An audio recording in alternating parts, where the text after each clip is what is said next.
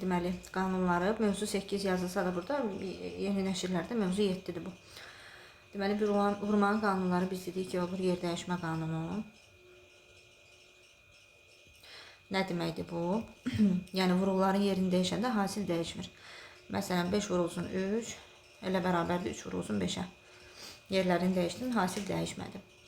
Bunu hərflərlə göstərəndə A vur B bərabərdir B vur A-ya. Yəni, eyni şeydir. İkincisi, paylama qanunudur. Bu da nə deməkdir? Tutaq ki, 17 vurulsun ya da belə misal göstərməyim. Tutaq ki, yazılıb ki, 6 vurulsun 5 üstəgəl 10. Bunu vuranda bir dəfə 6-nı 5-ə vurursan, 6 vur 5. Bir dəfə 6-nı 5-ə vurursan, yəni bir dəfə də mötərizənin içərisindəki digər ədədə vurursan, üstəgəl 6 vurulsun 10. Sonra da bunların cavabını tapırsan. Paylama qanunudur. Və bu toplamaya görə vurmanın paylama qanunudur. Çıxmaya görə olanda belə olur. Məsələn, 6 vurulsun. Tutaq ki, bir rəqəm yazaq. Başqa bir rəqəm, məsələn, 15 çıxılsın 5. 6 vur 15 çıxılsın 6 vur 5. Bu da vurmanın paylama qanunu. Həmçinin bəzən elə birbaşa bu hissələr verir. Bu hissələr verilir. Deyir ki, sənə ortaq vuruğu mötərizə xaricinə çıxartmaqla hesabla. Belə bir şərt qoya bilər. Ortaq vuruğu mötərizə xaricinə çıxarmaqla hesabla. Misalı hesabla.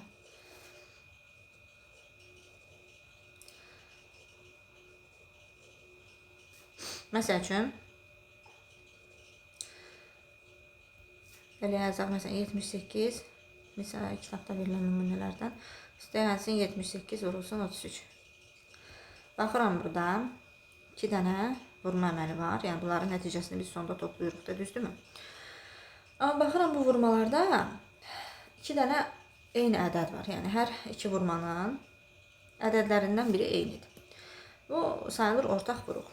78 ortaq vuruqdur. Mötərizə xaricinə çıxardırıq. Çıxartdıq, 78 vurulsun. Yəni, mötərizədən kənarda qalır bu. Nə qaldı? 67 üstə gəlsin 33. O da mötərizə daxilində. Belə olanda vurmaq daha rahat olur.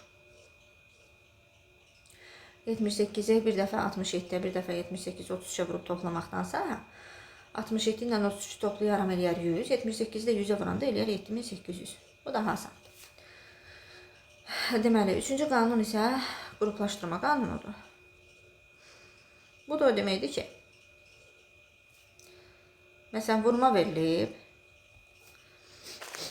ən azı, məsələn, 3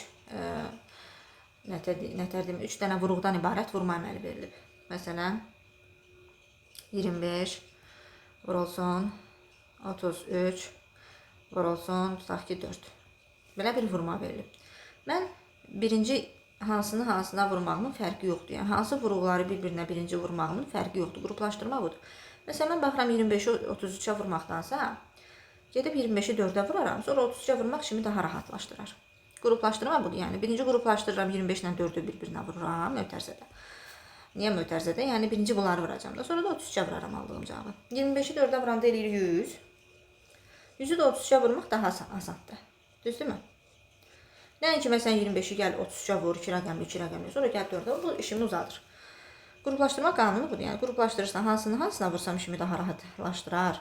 Və elə eləməyə çalışırsan ki, qızıl ədədlər alsın və yaxud yuvarlaq ədədlər alsın. Qızıl ədəd deyəndə, yəni sonu sıfırlarla bitən ədədləri nəzərdə tuturam. Yuvarlaq ədədləri də artıq bilirik, yəni yuvarlaq ədədlər odur ki, sonu sıfırla bitən ədədlər. Və yaxud, məsəl üçün, yazılıb ki, 125 vurulsun, tutaq ki, 6 vurulsun, ya da 6 olmaz, məsəl üçün, başqa bir şey, 13 vurulsun, 2 vurulsun, 4. Aha, burada görürsən 4 dənə vuruq var. Hansı birini birinci başlayın vurun bir-birinə? Bax, belə bir, bunu əzbər yadda saxlasan daha gözəl olar. 125-i 8-ə vuranda 1000 alınır. Yəni, birinci başa ilə 125 vurulsun 2 vurulsun 4. Yəni bunları bir-birinə vursam və yaxud 2 vur 4-ün əvəzinə ilə bunu artıq vurduqda 8 eləyir. 8 gəlib yazsam daha rahat olacaq şimdi. Yəni çünki bu qızıl ədəd alındı da, 1000 alındı buradan. Bu 13-ə vurmaq da gör nə rahatdır, 13.000 eləyir. Все. Bu yəni qaydanın izahı. Daha sonra isə birinci misala baxaq. Hər misaldan bir dənə nümunə göstərəcəm. Bir qruplaşdırma qanunu deyir, istifadə edərək vur. Mən dördüncünü nümunə göstərirəm. 2 vurulsun 308, vurulsun 4, vurulsun 125. Bu elə bayaq yuxarıda başa saldığımdandır. Bax 2 vurulsun 4, vurulsun 125-i qruplaşdırmaq işimi daha rahat eləyəcək. Çünki onların cavabı 1000 eləyir.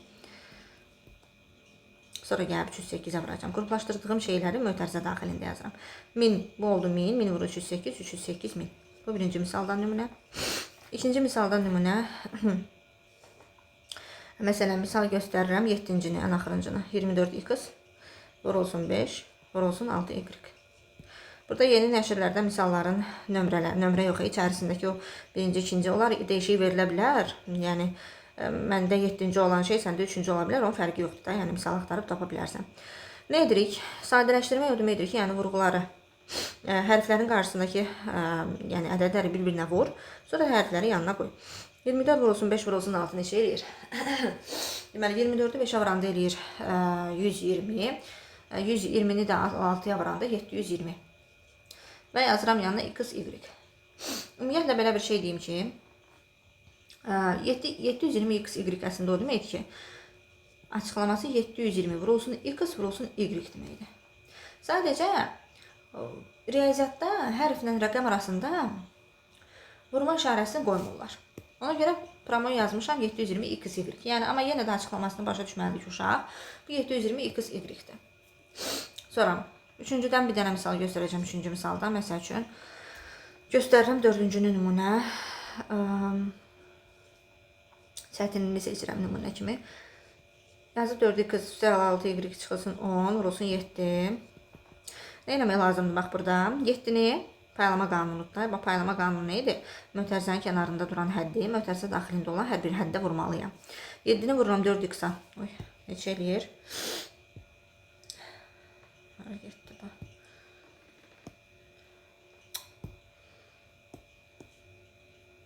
7 vurulsun 4x, 28x, üstə gəlsin 7 vur 6, 42y.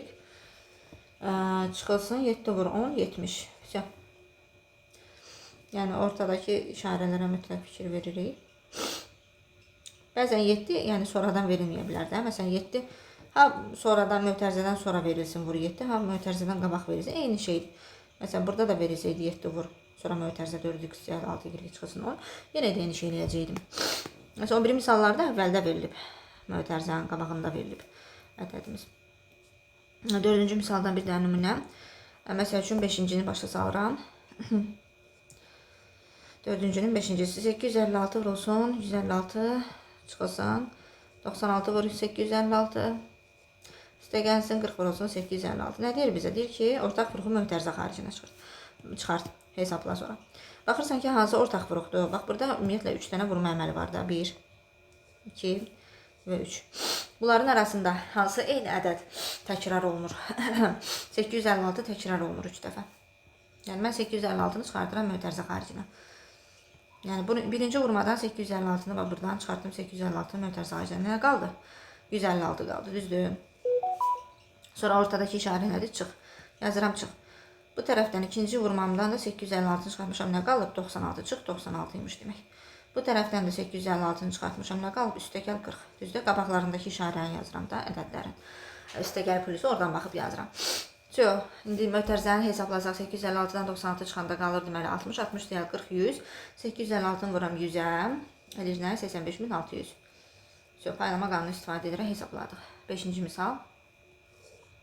5-ci misaldan izah edəcəm məsələn 4-cünü. 4-də bizə deyir 891A. Çıxılsın 891 vurulsun 24.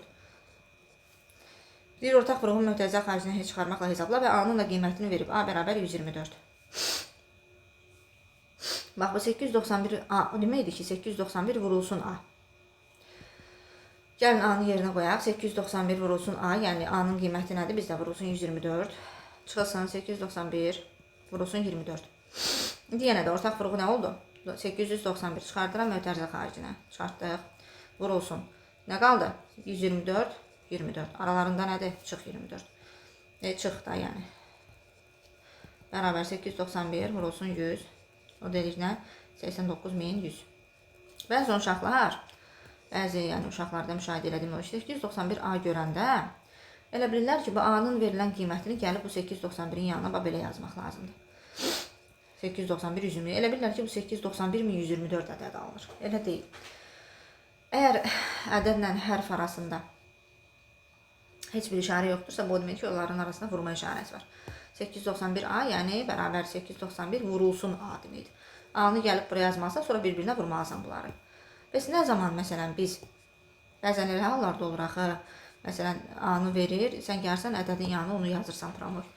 Baxın, bu halda olar ki, əgər 891-in üstündə xətt olsaydı. 891A. Bu o deməkdir ki, 891 yanında da bu A, bu nəsə 4 rəqəmli bir ədəddir. Daha bunda da olmaz deyə, məsələn, 4 rəqəmli bir ədəddirsə, bu A-nı 124 verə bilməz. A-nı tutaq ki, verə bilərdi, bir dənə 5 verə bilərdi. Gəlib yazacaqdın A-nın yerinə 5. Olacaqdı nə? 8915, bax belə. Üstünə xətt olanda hər hansı bir ədəddən gedir söhbət, konkret bir ədəd. Amma yanında deməli yoxdursa, əgər üstündə xətt, o deməkdir ki, vurma işarəsi onların arasında. 6-cı misal isə vurub açırsan mötərizələri. A üstə gəl B verilib 8 düzdür. Mötərizələri vurub açıram. 3, A üstə gəl 2B, üstə gəl 4, A üstə gəl B, çıxılsın 3B. Mötərizələr aç. Əvvəlcə sadələşdirməliyəm ki, sonra hesablaya bilim ifadənin qiymətini. 3-ü vururam həm A-ya, həm də 2B-yə. 3-ü A-ya vuranda edir 3A. Üstə gəl. 3-ü 2B-yə vuranda edir 3-lə 2-ni bir-birinə vuram 6, yanında da B. Üstə gəl, ortadakı işarə. 4-ü vururam yenə bu mötərizədəki A və B-yə. Aralarında çıxma olacaq. 4A çıxılsın 4B. Çıxılsın 3B. Bunu da yenə sadələşdirmək lazımdır. Çünki bir neçə dənə A var, bir neçə dənə də A var. A-ları bir yerə yığıram. 3A yəni bu 4A-nın qabağındakı işarəyə baxıram, nədir üstə gəl, onu da toplayıram. Elədi nə? 7A. A-ların rəqəmləri qarşısında duran rəqəmlər nədir? 3-dən 4. Topladım, elədi 7. Yanına da A-nı qoydum. Daha sonra üstə gəl. B-ləri indi bir yerə yığıram. Bax 6B. Və bu çıx 4B, çıx 3B. Nə qalır? 6-dan 4 çıxıram ki, burada neysə səhv eləmişəm deyəsən. Deməli 6B.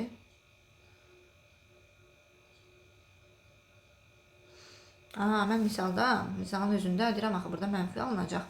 O da şagirdlərə hələ ki uyğun deyil. Baxın, misalda mən 4A üstə gəl B verilmiş misalda. Mən çıxla yazmışam. Onda burada məsələ dəyişir. Bir dəqiqə 4A üstə gəl, burada 4B üstə gəldi hamısı. Ona görə çaşdım qaldım ki, 6B ilə 4B-ni toplayanda edir 10B, üstündə də 3B-ni gəlirəm, edir 13B. Yəni, misalı səhv götürmüşəm, ona görə başqa cür alınırmış.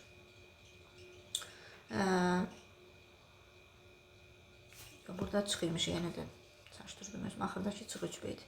Ya da bir dəqiqə mən bunu tezdə nə yazım?